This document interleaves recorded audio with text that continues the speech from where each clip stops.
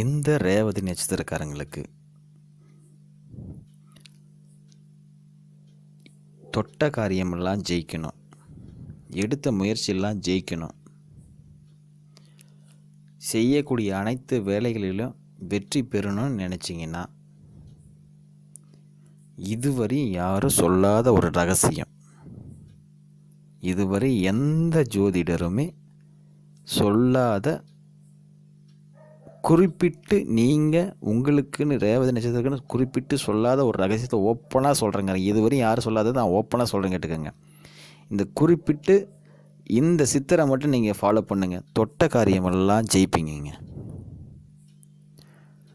எடுத்த முயற்சியெல்லாம் ஜெயிப்பீங்க.